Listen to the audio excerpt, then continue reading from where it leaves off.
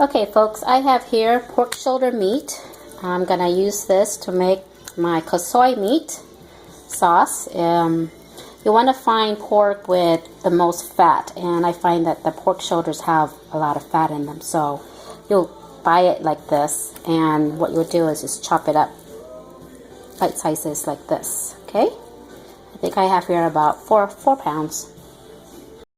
Okay, so I have here my chopped pork shoulder meat. I'm gonna quickly just cook it a little bit in a pan, so like a saute pan. Okay.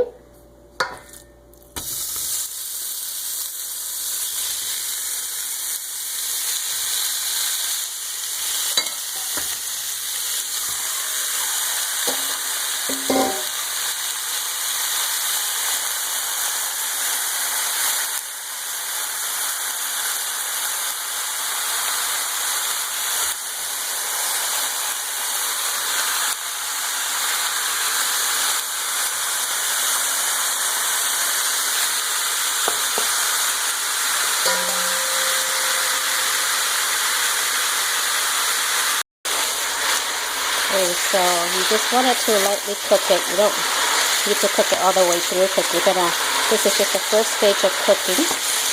I just wanted to make it easier to, when I ground it up, that it's not so tough on the blender.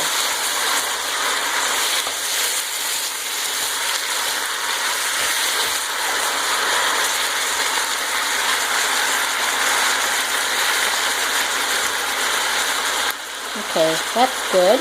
Now, next. Okay, next step, we're gonna take the lightly pre-cooked meat and put it in a meat processor or a blender. I'm using a Ninja blender.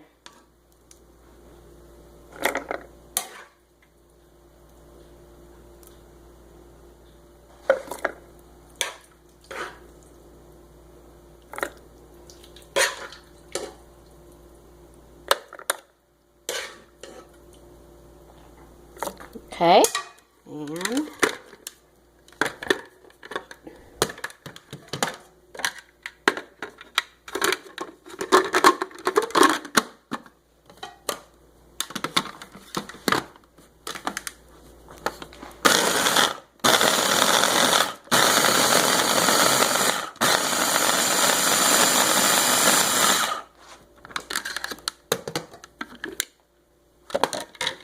you don't want it blended too much because, I guess it depends. I don't like my sauce meat to be too small pieces. I like mine to be a little bit chunky, so this is good to me. And you just continue to do the rest of the meat. Okay, so here's all of my meat that I just blended up. And you'll see when you were cooking the meat, you have like this juice from the meat. Don't throw it away. Just pour it back into the ground meat. Like that, okay? Okay, next we're gonna get ready to cook it up again. Okay, so next step, what you wanna do is find a big saute pan or a big pot to cook this, okay? Can I put some oil? That's about 1 1/3 cup oil. No, 1 1/2 cup, I'm sorry. 1 1/2 cup of oil.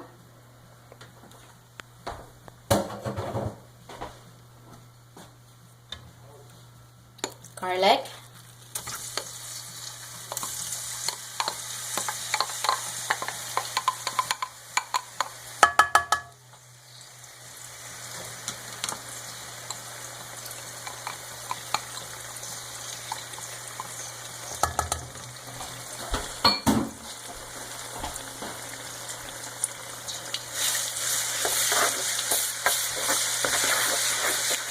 And you'll notice this is a lot of oil, but it's important that you have this much.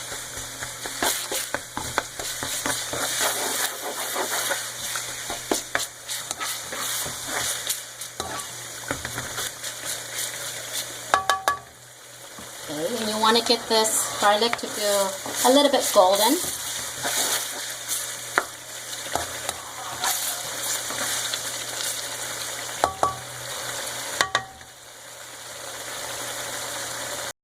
Okay, so you got your oil cooking. You want it to get to a little bit brown like this, a little golden. Okay, next I'm going to add the fermented bean paste.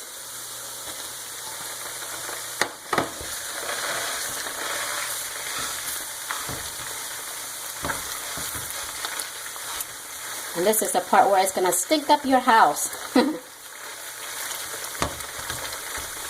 So make sure that you have good ventilation, or open all your windows, or close all your bedroom if you're cooking it inside. You know, close all your bedroom doors and have all your windows open. Most people would do this outside, but I'm lazy.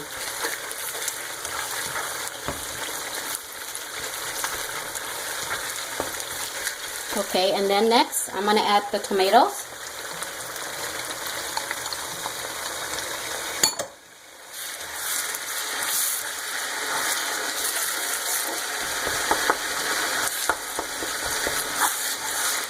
Now you can use any type of tomatoes, but the best tomato to me, or most tasteful tomato, is the cherry tomatoes. Since this is not summertime and cherry tomatoes are not really readily available, I'm just using the regular vine tomatoes. But any tomato will work.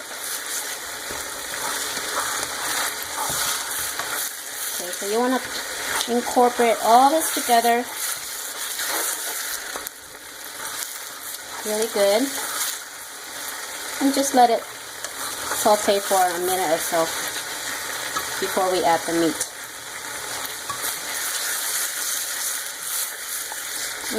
Can you smell that?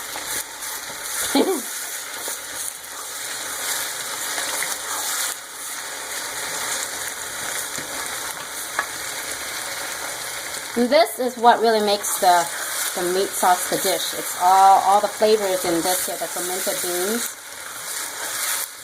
and the garlic, the minced garlic.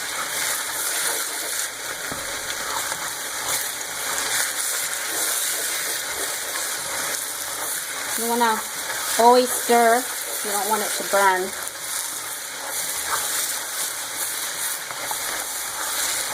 Did you see why I use a lot of oil? Because it pretty much absorbs all this because of the garlic and the beans. Okay, now we're going to get ready to add our meat.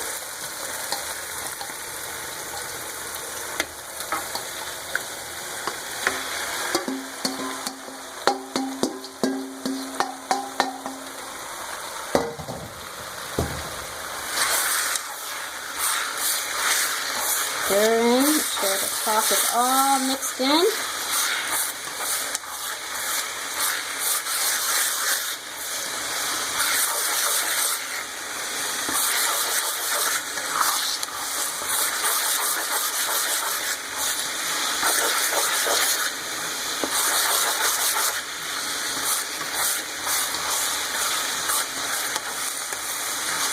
Okay, and then we're going to add the rest of our other seasoning that goes in here, our MSG. MSG is optional. You don't have to use it, but in my house we do use it because that makes it very flavorful. And our granulated chicken bouillon seasoning. Now when you add this, you don't need to add salt. Notice I don't have any salt in my list of ingredients. And paprika to give it that nice red color. Now this is a part, it's optional. You, if you like your meat sauce to be spicy, you can add, 1/3 cups of, or however much you like, real pepper flakes, the chili pepper flakes. But since my husband cannot eat spicy, this batch is not going to have any extra spice.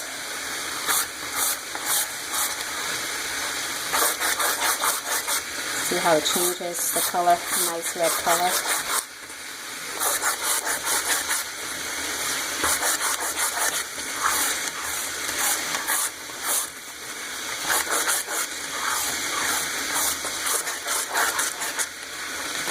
And this is the part where you lower down the heat to about medium or so. And you want to let this simmer a little bit until the meat is thoroughly cooked, because we didn't really cook the meat all the way when we first cooked it, the first step. I think I'm going to add some more paprika. So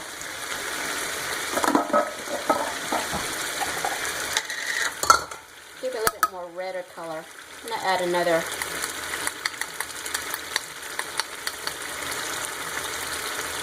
About this much more.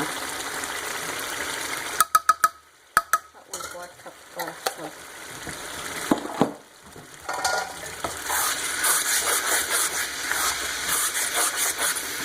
Yeah, much more redder.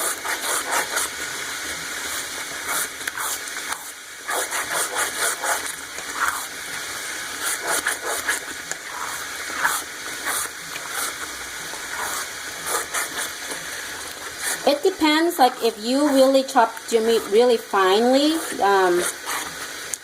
you probably won't need to add the water to it. If you have a chunky sauce, chunky meat, I mean, you might need to add water. I'm going to add just a little bit. I mean, I have here 2 cups, but I think I'm just going to use 1 cup.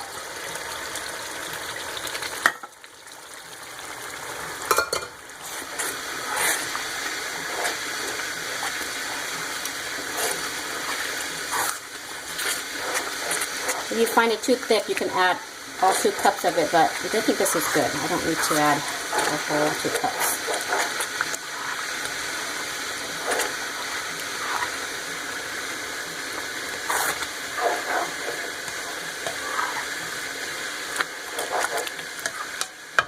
Okay, and then you just let this simmer for another, I would say about 10 minutes. You can cover it if you like, because it does bubble up and might be messy. Okay, and this is how you make Kasoy meat sauce. Okay, so here you have it, folks, the finished product of the Kasoy meat sauce. As you can see, all this oil is coming up like this, and it's important to have this much oil because it keeps the meat sauce from going, I'd say, dry. So when you store it, you want to put it in a container and you want to refrigerate it if you're not going to eat it right away. You can refrigerate this up to a couple weeks. And most people like to, if they can't eat it all right away, they also could freeze it.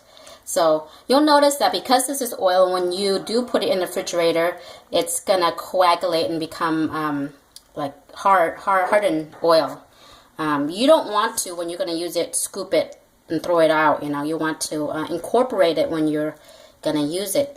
And of course, when you are going to put it in your noodle, you don't want to get the whole bunch of globs of oil in your soup. You just want to kind of just get the meat.